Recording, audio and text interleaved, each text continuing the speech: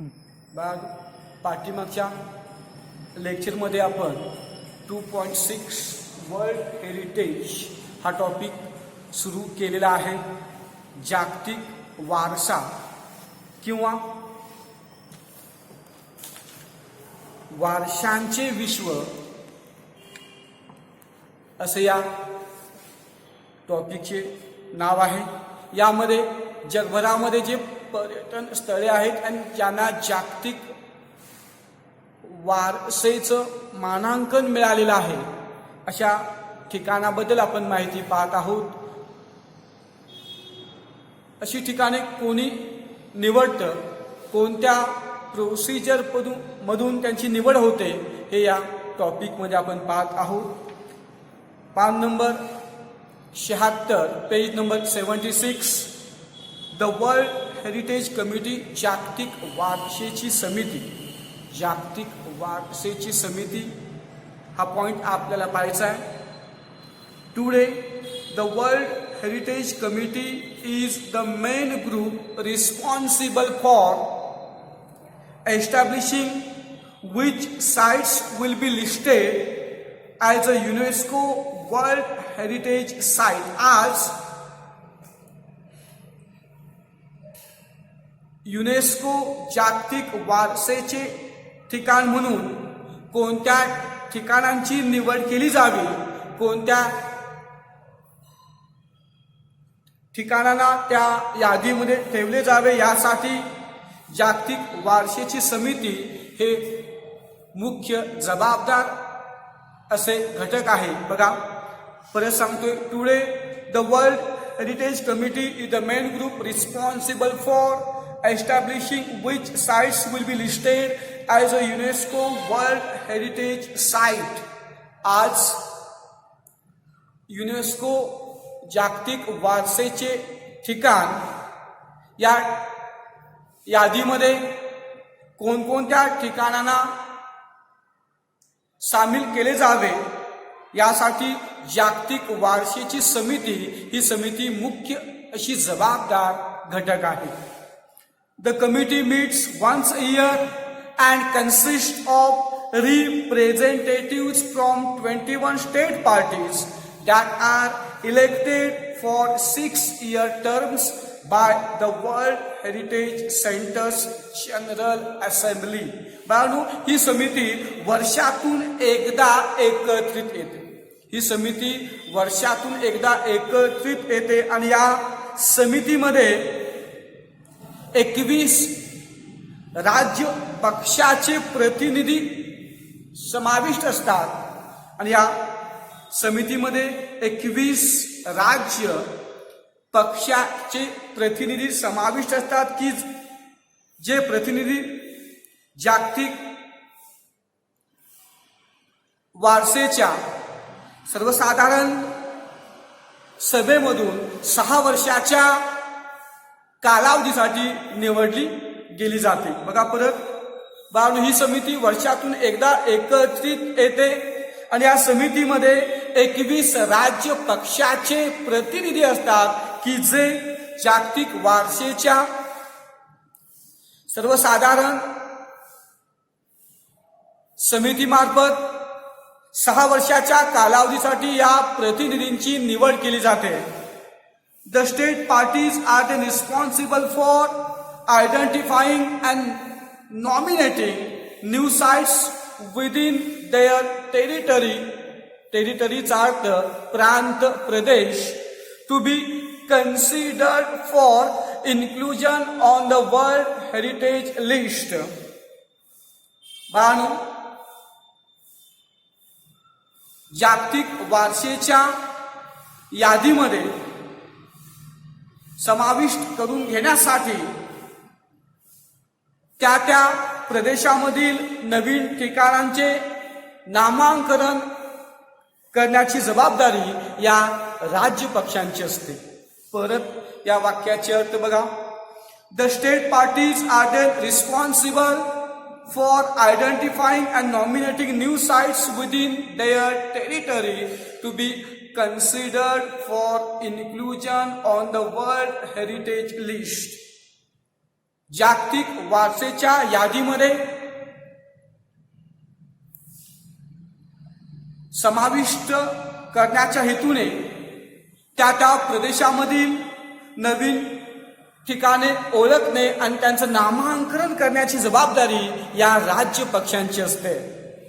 आता बाळांनो, पुढील point, becoming a world heritage site, जागतिक वारसेचे ठिकाण बनण्यासाठी कोणती पद्धत आहे? जागतिक वारसेचे स्थळ हे नामांकन मिळवण्यासाठी त्या ठिकाणाला कोणत्या निकषामधून जावं लागतं, कोणत्या प्रोसिजरमधून जावं लागतं, हे या पॉइंट मधून पाहायचं आहे. Becoming a world heritage site.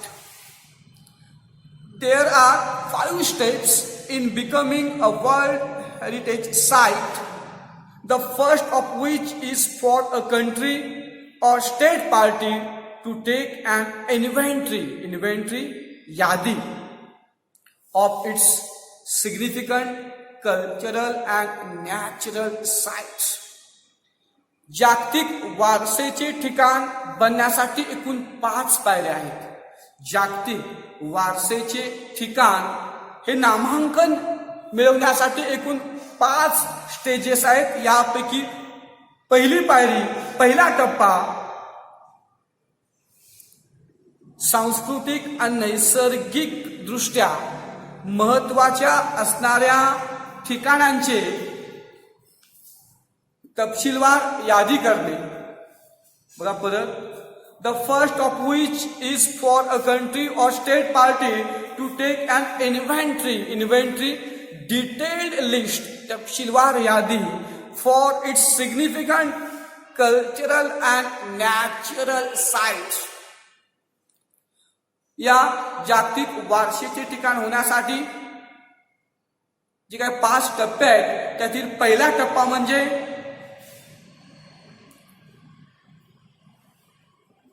नैसर्गिक आणि सांस्कृतिक दृष्ट्या महत्वाचे असणारे ठिकाणांची त्या देशाकडून किंवा त्या राज्य पार्टीकडून, राज्य पक्षाकडून त्या ठिकाणांची तपशीलवार माहिती घेणं. म्हणजेच ज्या देशामध्ये असे सांस्कृतिक दृष्ट्या आणि नैसर्गिक दृष्ट्या ठिकाणे आहेत त्यांची तपशीलवार माहिती घेणं. This is called the tentative list, and it is important because nominations to be World Heritage List will not be considered unless the nominated site was first included on the tentative list. आणि बाळांनो, या यादीला प्रायोगिक यादी असे म्हणतो. टेंटॅटिव्ह means प्रायोगिक. बघा, या यादीला प्रायोगिक यादी असे म्हटले जाते.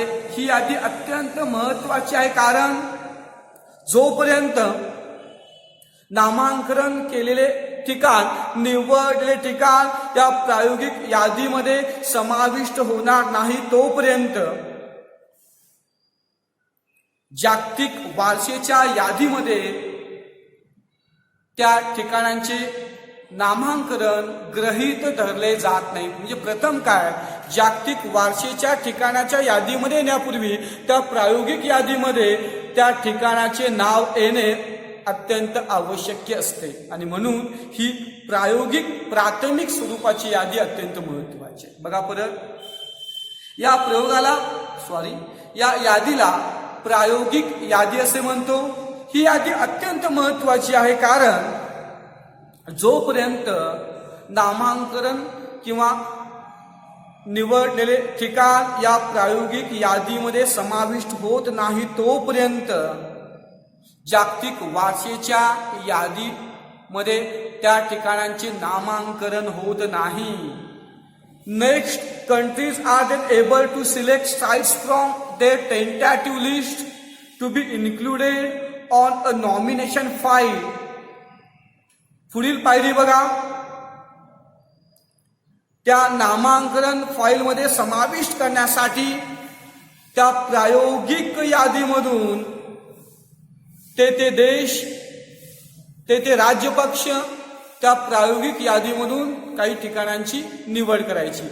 नामांकन फाईलमध्ये त्या वर्ल्ड हेरिटेज साईट मधील नामांकन फाईलमध्ये येण्यासाठी. परत बघा, next, countries are then able to select sites from their tentative list to be included on a nomination file. पुढील पायरी, ते देश किंवा राज्य पक्ष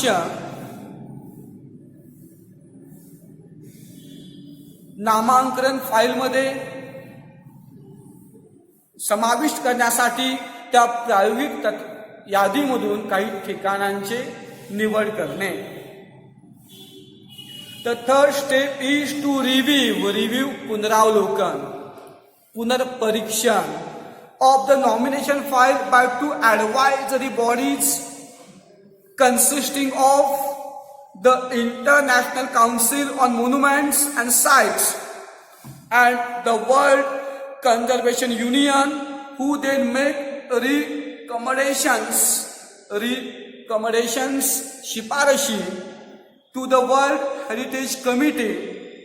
पुढील पायरी बाळांनो, स्मारके आणि संस्थेचे जे आंतरराष्ट्रीय संस्था आहे किंवा जागतिक संरक्षणाची जी संस्था आहे, वर्ल्ड कन्झर्वेशन युनियन, जागतिक संरक्षण संस्था, हे दोन संस्था समाविष्ट असणाऱ्या दोन सल्लागार मंडळांच्याकडून त्या नॉमिनेशन फाईलचे पुनर्परीक्षण करणं, त्या नॉमिनेशन फाईलमधील जी काही ठिकाणे आहेत त्यांचं पुनरावलोकन करणं आणि मग वर्ल्ड हेरिटेज कमिटीकडे त्या ठिकाणांची शिफारस देणं की बाबा हे ठिकाण जागतिक वारसेचे ठिकाण होण्यास लायक आहे, या वैशिष्ट्यामुळे अशा प्रकारे शिफारशी त्या दोन सल्लागार मंडळामार्फत केली जाते. परत बघा, तिसरी स्टेप काय आहे बाळांनो, स्मारके आणि स्थळे यांची जी आंतरराष्ट्रीय संघटना आहे किंवा जागतिक संरक्षण संघटना, हे दोन संघटना समाविष्ट असणाऱ्या सल्लागार मंडळांच्याकडून त्या नॉमिनेशन फाईलचे पुनरावलोकन करणे, पुनर्परीक्षण करणे आणि मग जागतिक वारसेच्या समितीकडे शिफारस करणे.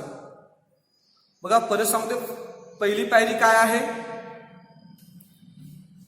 सांस्कृतिक आणि नैसर्गिक दृष्ट्या महत्त्वाच्या असणाऱ्या ठिकाणांची तपशीलवार माहिती घेणं आणि त्याची यादी बनवणं. त्या यादीला प्रायोगिक यादी असं म्हटलं जातं. ही प्रायोगिक यादी अत्यंत महत्त्वाची आहे, कारण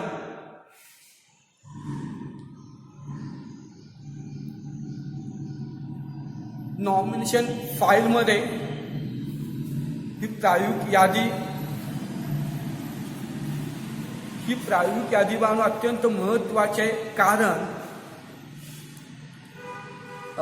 परत सांगतोय की पहिली पायरी नैसर्गिक आणि सांस्कृतिक दृष्ट्या महत्त्वाच्या असणाऱ्या ठिकाणांची तपशीलवार माहिती करणे, यादी काढणे. त्यानंतर त्याला प्रायोगिक यादी म्हणतो. प्रायोगिक यादीमध्ये समाविष्ट असल्याशिवाय जागतिक वारसेच्या ठिकाणांच्या यादीमध्ये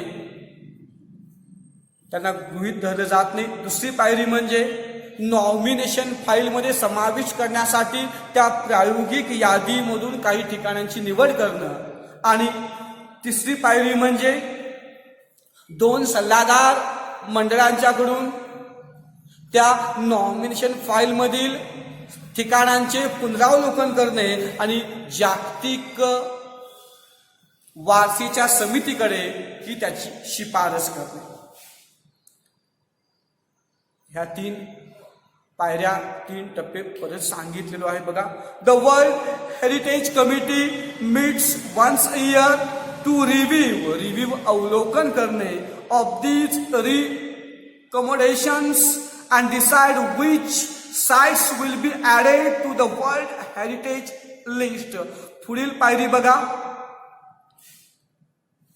या शिफारशींच्यावर विचार करण्यासाठी त्या दोन सल्लागार मंडळाकडून ज्या काही शिफारशी आलेल्या असतात त्या शिफारशींचे अवलोकन करण्यासाठी ही जागतिक वारशाची कमिटी वर्षातून एकदा एकत्रित येते आणि जागतिक वारशाच्या यादीमध्ये कोणत्या ठिकाणाची निवड केली जावी, कोणत्या स्थळाची निवड केली जावी हे ठरविले जाते. The final step in becoming a World Heritage Site is determining whether or not a nominated site meets at least one of 10 selection criteria. Selection criteria निवड निकष. बघा, जागतिक वारशाचे स्थळ बनण्यामधील शेवटची पायरी म्हणजे 10 निवड निकषापैकी नामांकित केलेले स्थळ 10 निवड निकषापैकी एखादी तरी निकष पूर्ण करते की नाही हे पाहणे. बघा परत, the final step in becoming a world heritage site is determining whether or not a nominated site meets at least one of 10 selection criteria. जागतिक वारशाचे ठिकाण बनण्याची शेवटची पायरी म्हणजे नामांकित केलेले ठिकाण, नॉमिनेटेड साइट त्या 10 निवड निकषापैकी एखादे निकष पूर्ण करते की नाही हे पाहणे. If the site meets this criteria it can be inscribe नोंदवले जाणे on the world heritage list. जर ते ठिकाण हे निकष पूर्ण करीत असतील, या प्रोसिजर मधून जात असतील, या निकषांची पूर्तता त्या ठिकाणांच्या माध्यमातून होत असेल तर त्या ठिकाणाचे जागतिक वारसेच्या यादीमध्ये नोंद केली जाते, नोंद होऊ शकली जाते. बघा परत, if the site meets this criteria it can then be inscribe on the world heritage list. जर ते ठिकाण हे निकष पूर्ण केले तर जागतिक वारसेच्या यादीमध्ये याची नोंद केली जाऊ शकते. Once a site goes through this process and is chosen, it remains the property of country on whose territory it sits, but it also becomes considered within the international community. बघा, एकदा की एखादे ठिकाण या निकषांची पूर्तता केली आणि जागतिक वारसेचे ठिकाण म्हणून निवडली गेली, एकदा जर शेवटी ते ठिकाण हे संपूर्ण निकष पूर्ण करून जागतिक वारसेचे ठिकाण म्हणून निवडली गेली तर ते ठिकाण त्या देशाचे म्हणजे ज्या प्रदेशावर, ज्या भूभागावर ते ठिकाण वसलेलं आहे त्या देशाची वैयक्तिक मालमत्ता बनतेच, त्या देशाची मालमत्ता बनतेच. त्याचबरोबर की आंतरराष्ट्रीय समाजामधील एक घटक सुद्धा तो बनतो. त्याचबरोबर आंतरराष्ट्रीय समाजामधील एक घटक सुद्धा त्या ठिकाणाला गृहीत धरलं जातं, कारण त्या देशामध्ये आहे म्हणून संपूर्ण हक्क त्या देशामधीलच लोकांचा, त्या देशामधील त्या शासनाचा असे नव्हे तर इतर जगभरातील इतर कोणत्याही देशातील लोक त्या ठिकाणाला काही नियमा आधारे, काही नियमांची पूर्तता करून की त्या ठिकाणाला ते भेट देऊ शकतात. ते ठिकाण जागतिक वारसेचे ठिकाण झाल्यानंतर फक्त त्याच देशातील लोक त्या ठिकाणाला भेट देऊ शकतील असं नाही आहे, की ती एक आंतरराष्ट्रीय समाजामधील एक घटक, संपूर्ण जगभरामधील जे देश आहेत त्या देशातील लोकांना काही निकषाच्या आधारे त्या ठिकाणाला भेट ते देऊ शकतात. म्हणून काय म्हणलं, एकदा की ते ठिकाण या प्रक्रियेमध्ये जाऊन निवडले गेले तर ते ठिकाण ज्या प्रदेशावर बसलेले आहे त्या देशाचीच फक्त प्रॉपर्टी होत नाही, तर ते आंतरराष्ट्रीय समाजामधील एक घटक सुद्धा गृहीत धरलं जातं. अशा प्रकारे जागतिक वारसेच्या ठिकाणाची जी निवड आहे त्याची प्रोसेस, त्याचे टप्पे आपण पाहिले. आता पुढील पॉइंट आहे types of World Heritage site. जागतिक वारशाच्या ठिकाणांचे प्रकार. जागतिक वारशाच्या ठिकाणांचे प्रकार बघा. जागतिक वारशांच्या स्थळांचे प्रकार. As of 2009, there are 890 World Heritage Sites that are located in 148 countries. 2009च्या गणनेनुसार, 2009च्या परीक्षणानुसार 148 देशामध्ये एकूण 890 जागतिक वारशेची ठिकाणे वसलेले आहेत. 2009 नुसार, 2009च्या गणनेनुसार एकूण 148 देशामध्ये 890 जागतिक वारशेचे ठिकाण वसलेले आहेत.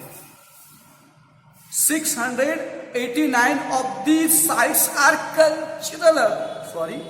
cultural and include places like the Sydney Opera House in Australia, the historic center of Vienna in Austria. 890 जागतिक वारशेच्या ठिकाणापैकी 789 ठिकाणे हे सांस्कृतिक महत्वाचे आहेत. सांस्कृतिक महत्व प्राप्त झालेले आहेत. सांस्कृतिक महत्व प्राप्त झालेले आहेत आणि या ठिकाणांच्या मध्ये सिडनीमधील,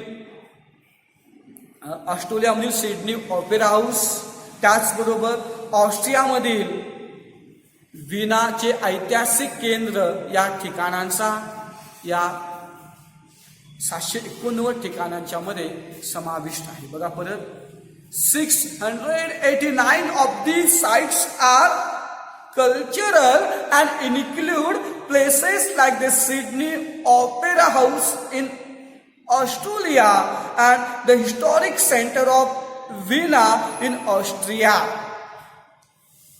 890 जागतिक वारशेच्या ठिकाणापैकी 789 ठिकाणे हे सांस्कृतिक आहेत आणि यांच्यामध्ये सिडनीचे, ऑस्ट्रेलियामधील सिडनी ऑपेरा हाऊस आणि ऑस्ट्रियामधील हिस्टॉरिक सेंटर ऑफ विना यांचे समावेश आहे. एक दोन उदाहरण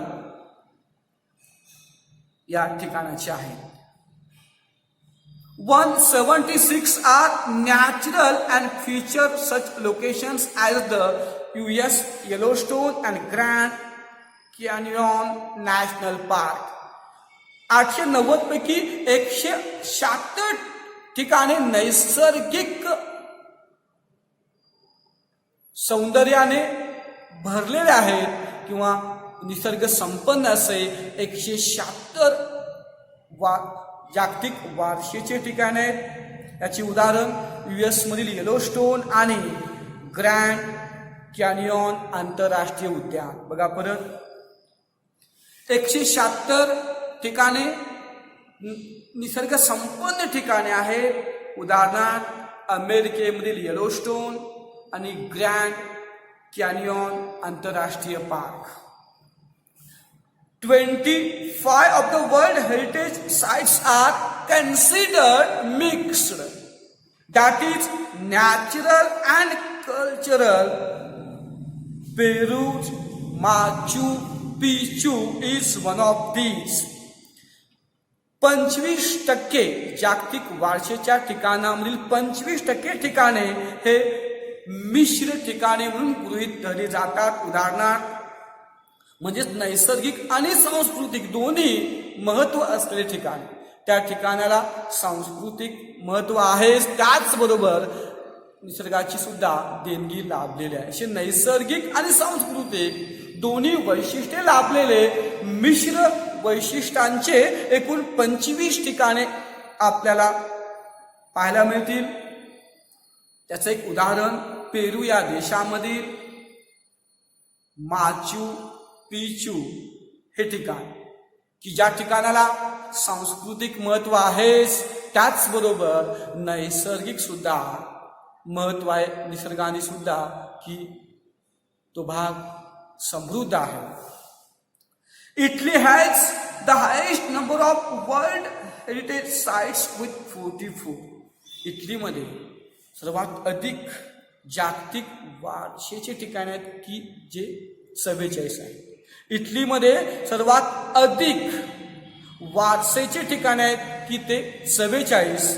म्हणजे संपूर्ण जगभराचा विचार केला इटलीमध्ये सर्वात अधिक वारशेचे ठिकाणे आहेत.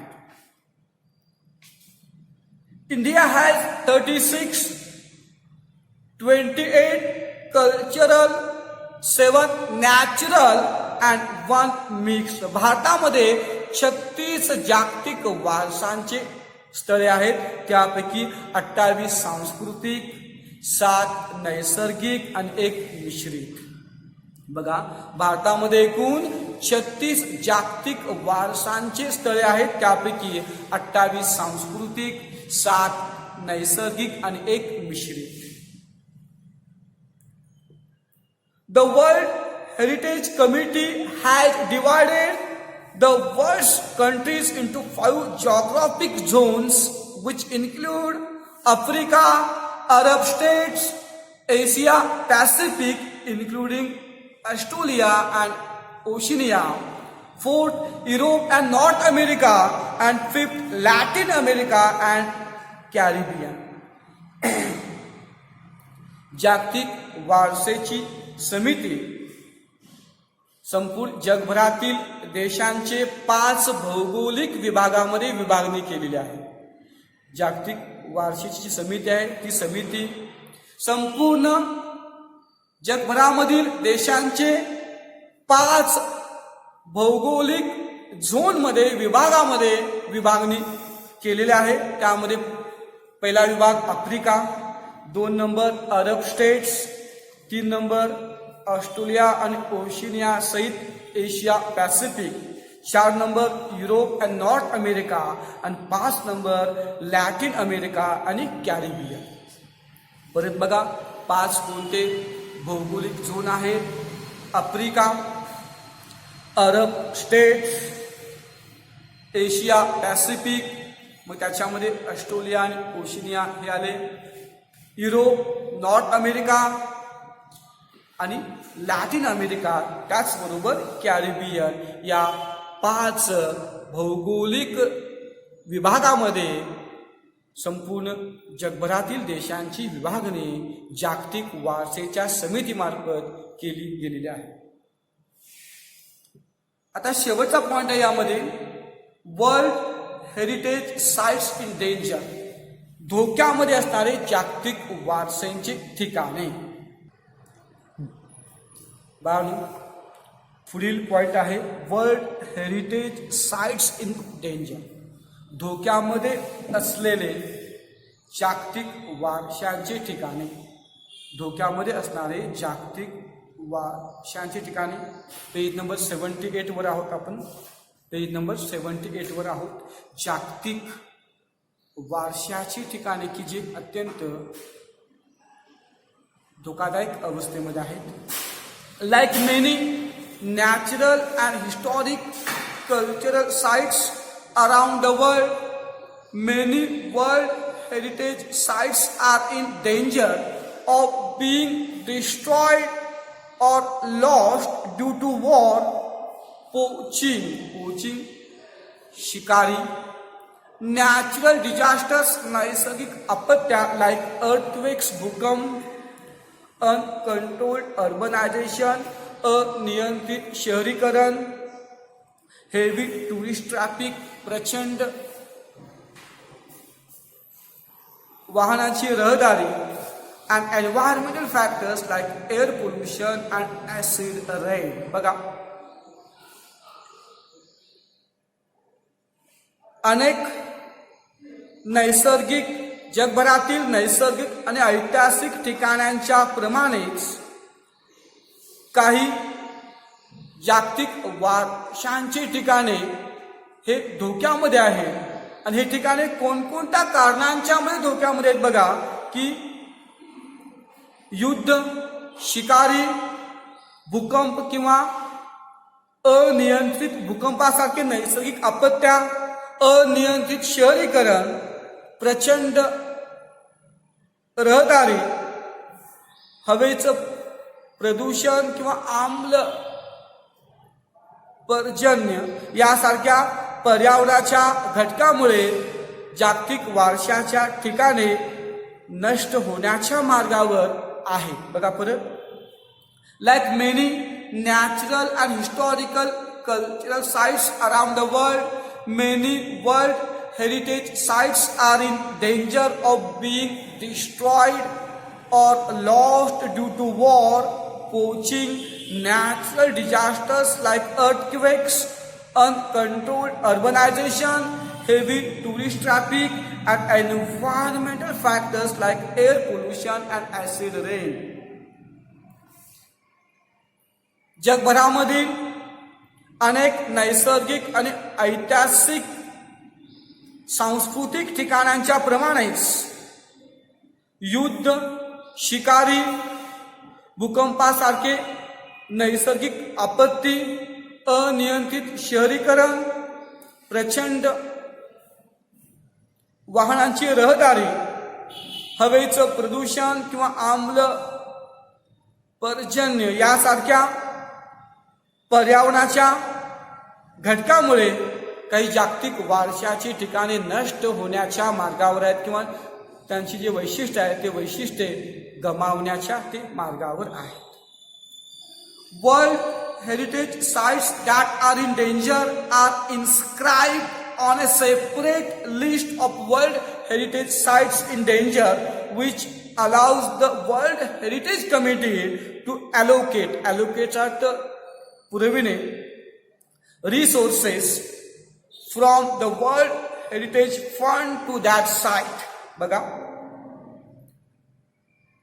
धोक्यामध्ये असणारे जागतिक वारशाच्या ठिकाणांना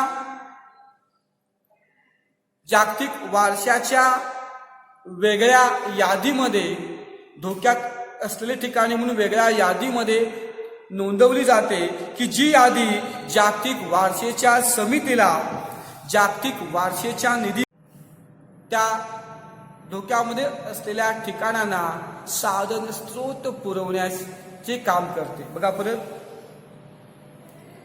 धोक्यामध्ये असणारे जागतिक वारशांचे ठिकाणे जागतिक वारशेच्या ठिकाणाच्या वेगळ्या यादीमध्ये नोंदवली जाते, की जी यादी त्या ठिकाणाला जागतिक वारशेच्या निधीमधून साधन स्रोत पुरवण्याचं काम ती समिती करते. In addition, different plans are put in to place to protect and or restore पुनर्वसन करणे किंवा जीर्णोद्धार करणे असं म्हणतो द साईट. यापेक्षा अधिक म्हणजे त्या ठिकाणाचे संरक्षण करण्यासाठी किंवा त्या ठिकाणाची जीर्णोद्धार करण्यासाठी वेगवेगळे योजना कार्यान्वित आहेत, वेगवेगळ्या योजना सुरू आहेत. बघा परत, in addition, different plans are put in to place to protect and or restore the site. यापेक्षा अधिक म्हणजे त्या ठिकाणाचे जीर्णोद्धार करण्यासाठी किंवा त्या ठिकाणाचे संरक्षण करण्यासाठी वेगवेगळ्या योजना सुरू आहेत. If however a site loses the characteristics which allowed for it to be originally included on the World Heritage List, the World Heritage Committee can choose to delete the site from the list. जर ते ठिकाण ज्या लक्षणामुळे त्या जागतिक वारसेच्या ठिकाणामध्ये आलं असेल आणि ते लक्षणच जर गमावले असेल, बघा, जर ते ठिकाण ज्या वैशिष्ट्यामुळे जागतिक वारसेच्या यादीमध्ये समाविष्ट झालेले असेल आणि जर तेच लक्षण तेच वैशिष्ट्य ते ठिकाण गमावले असेल तर त्या यादीमधून त्या ठिकाणाला काढून टाकण्याचं काम जागतिक वारसेची समिती करू शकते. बघा, म्हणजे जर त्या ठिकाणाचे जे मूळ वैशिष्ट्य आहे, मूळ लक्षणे आहे की ज्या वैशिष्ट्यामुळे ते जागतिक ठिकाणाच्या यादीमध्ये आले असते, जर ते ठिकाणच जर ते वैशिष्ट्यच गमावले असेल तर जागतिक वारसेची समिती जी आहे, वर्ल्ड हेरिटेज कमिटी, तर त्या ठिकाणाला त्या यादीमधून रिमूव्ह करू शकते, त्या यादीमधून वगळू शकते, काढून टाकू शकते. To learn more about World heritage site, visit the World Heritage Center's website at whc.unesco.org. बघा, जागतिक वारसेच्या ठिकाणाबद्दल अधिक शिकण्यासाठी, जागतिक वारसेच्या ठिकाणाबद्दल अधिक शिकण्यासाठी तुम्ही जागतिक वारसेच्या जे वेबसाईट नंबर आहे त्या वेबसाईट नंबरला भेट द्या. ही वेबसाईटचे नाव आहे whc.unesco.organization. या वेबसाईटला भेट द्या, तुम्हाला जागतिक वारसेच्या ठिकाणाबद्दल अधिक माहिती मिळेल. बघा परत, to learn more about World heritage sites, visit the world Heritage centres website at whc.unesco.organization. या जागतिक वारशांच्या ठिकाणाबद्दल अधिक शिकण्यासाठी whc.unesco.org ऑर्गनायझेशन या जागतिक वारसेच्या संकेतस्थळाला तुम्ही भेट देऊ शकता. या वेबसाईटला जर तुम्ही भेट दिला तर त्या ठिकाणांच्या बद्दल अगदी डिटेलमध्ये तुम्हाला माहिती मिळेल. बाळांनो, अशा प्रकारे जागतिक वारसेची ठिकाणे म्हणजे काय, त्याच्यावर कोणाकोणाचं नियंत्रण असतं, जागतिक वारसेच्या यादीमध्ये एखादी ठिकाण येण्यासाठी कोणत्या प्रोसिजरमधून जावं लागतं, जगभरात किती प्रकारचे जागतिक वारसेची ठिकाणे आहेत, त्याचबरोबर काही जागतिक वारशांची ठिकाणे धोक्यामध्ये कसे आले आहेत, त्यांच्यासाठी कोणती सुविधा आहे, हे आपण या टॉपिकमध्ये पाहिले आहोत. आता इंग्लिश वर्कशॉप पाहतोय. पान नंबर 78 इंग्लिश वर्कशॉप. बघा, पहिला पॉईंट काय आहे, write the importance of the years given below with refer to World Heritage site. बाळांनो, की जे काही वर्षे आहेत, जे काही खाली साल दिलेले आहेत, ते जागतिक वारसेच्या ठिकाणांच्या बद्दल कसे महत्त्वाचे आहेत ते आपण लिहायचं आहे. 1959 1959 त्या दिवशी काय झालं बघा, UNESCO launched an international campaign to protect temples and artefacts. मंदिरे आणि उत्कृष्ट कलाकृती यांचं संरक्षण करण्यासाठी युनेस्कोने एक आंतरराष्ट्रीय मोहीम सुरू केली. 1959ला काय झालं, युनेस्को लॉन्चड, तुम्ही पुस्तकात पाहिला तर तुम्हाला मिळेल 1959 काय झालं. पान नंबर 76 वर आहे बघा, पहिल्या पॅसेजमध्ये UNESCO launched an international campaign to protect temples and artefacts. मंदिरे आणि जी काही उत्कृष्ट शिल्पे आहेत त्यांचे संरक्षण करण्यासाठी आंतरराष्ट्रीय मोहीम युनेस्कोने सुरू केली.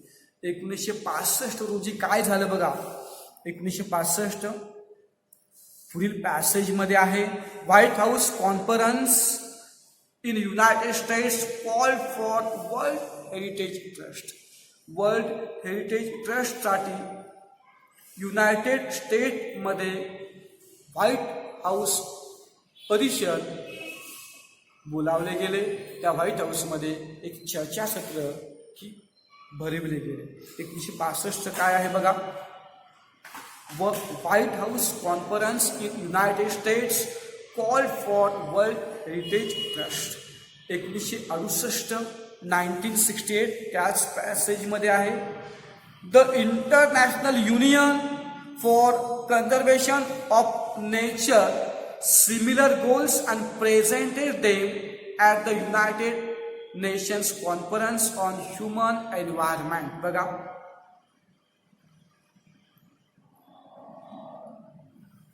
निसर्ग संरक्षणासाठी जी आंतरराष्ट्रीय संस्था होती ते असेच ध्येय तयार केले आणि मानवी पर्यावरण यावर जे काही चर्चासत्र होतं ते सादर केले. 1968 फक्त म्हणा, the international union for conservation of nature developed similar goals and presented them at the United nations conference on human environment in Stockholm, Sweden in 1972. 1972 बघा, 1972 पुढे आहे. बाळू यात काय सांगितलं बघा, 1972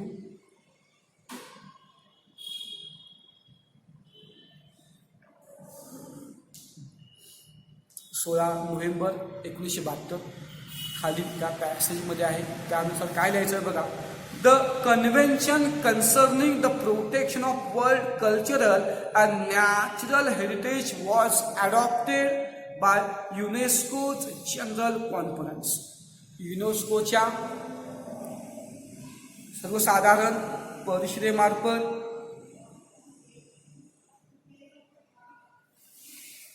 जागतिक सांस्कृतिक आणि नैसर्गिक वारशाच्या ठिकाणांच्या संरक्षणाबद्दल एक परिषद ही स्वीकारली गेली. 1972 1972 असं तुम्ही लिहू शकताय, the convention concerning the protection of world cultural and natural heritage was adopted by UNESCO's general conference. आणि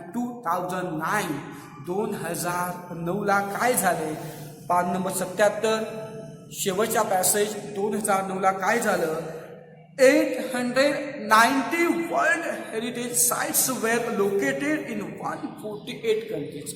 एकूण 148 देशांच्या मध्ये 890 जागतिक वारशांची ठिकाणे आहेत असं सांगितलं गेलं. 148 देशांच्या मध्ये 890 जागतिक वारशांची ठिकाणे वसलेले आहेत.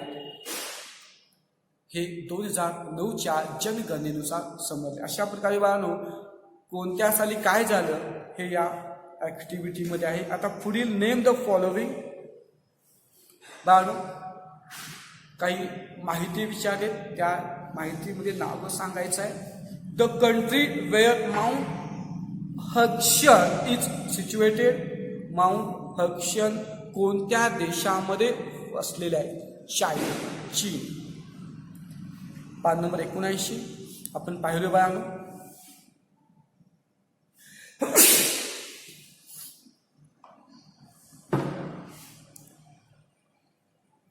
The country where Mount Hakshan is situated. Mount Hakshan कोणत्या देशामध्ये वसलेला आहे, China. The famous dam in Egypt on river Nile. Nile नदी, इजिप्त मध्ये नाईल नदीवर कोणते प्रसिद्ध धरण बांधले गेले. इजिप्त या देशामध्ये नाईल नदीवर कोणते प्रसिद्ध असे धरण बांधले गेले. ॲस्वान हाय डॅम. ॲस्वान हाय डॅम हे उत्तर आलं पाहिजे.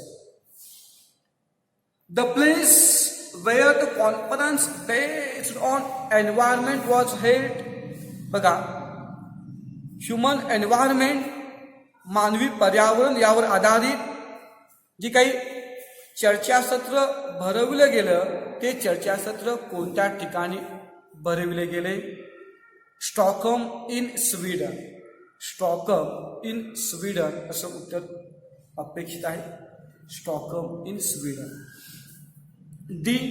The country in which the highest number of World Heritage site.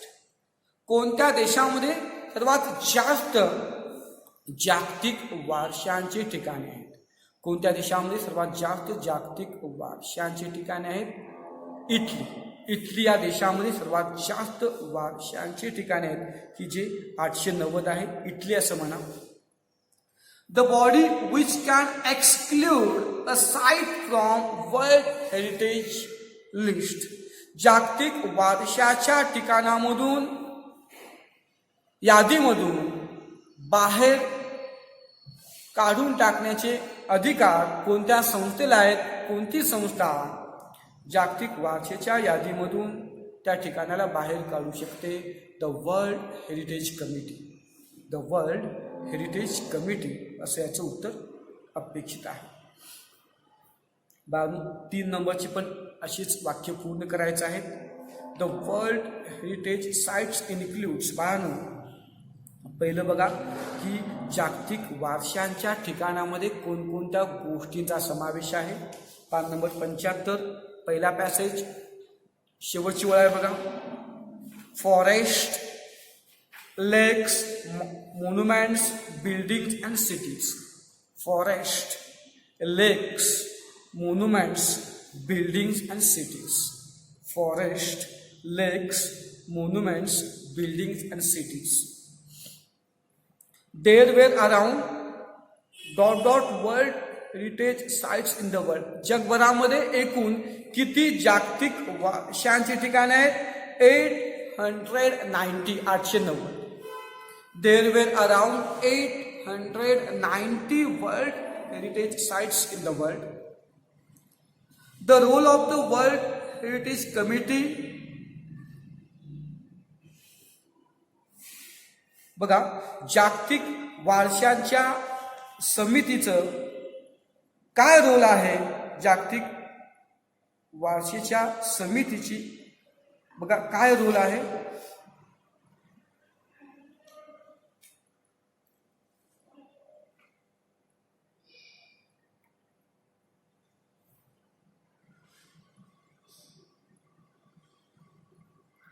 असं म्हणा. To list the sites as UNESCO World heritage site. To list the sites. To list the sites as UNESCO World heritage site. The tenure of World Heritage Committee. जागतिक वारशाच्या समितीचा कार्यकाळ 6 वर्षाचा असतो. Tenure of World Heritage Committee जागतिक वारशाच्या ठिकाणांचे कार्यकाळ 6 वर्षाचा असतो. We can get more information about World heritage sites from its website. आताच पाहिलो www.unesco.organization. या संकेतस्थळावरून आपल्याला जागतिक वारशाच्या ठिकाणाविषयी माहिती मिळू शकते. चौथा पॉईंट बघा. चौथी ॲक्टिव्हिटी बघतोय. आताच पाहिलो आपण. Complete the following web by giving reasons by World heritage sites are in danger. काही जागतिक वारशाची ठिकाणे धोक्यामध्ये आहेत आणि ते का धोक्यामध्ये आहेत, कोणती कारणे त्या जबाबदार आहेत, ती कारणे लिहून खालील वेब पूर्ण करायचा आहे, शब्द जाळे पूर्ण करायचा आहे. World heritage sites are in danger. धोक्यामध्ये असणारी जागतिक वारशांची ठिकाणे बघा. वॉर, युद्ध हे दिलेलं आहे. शेवटच्या पॅसेजमध्ये त्याचं उत्तर आहे युद्ध, वॉर, पोचिंग, शिकारी, अर्थक्वेक्स, भूकंप, अनकंट्रोल्ड अर्बनायझेशन, अनियंत्रित शहरीकरण, heavy tourist traffic, air pollution, acid rain इत्यादी कारणे यास जबाबदार आहेत. बघा परत. वॉर, युद्ध, पोचिंग, शिकारी, त्यानंतर earthquake, uncontrol urbanisation, heavy tourist traffic, air pollution आणि ॲसिड रेन इत्यादी कारणे जागतिक वारशाच्या ठिकाणास धोक्यामध्ये असणाऱ्या ठिकाणात जबाबदार आहेत हे आपण पाहिलो आणि ही ॲक्टिव्हिटी पण संपलेली आहे. पुढील ॲक्टिव्हिटीज आपण पुढील लेक्चरमध्ये घेऊया.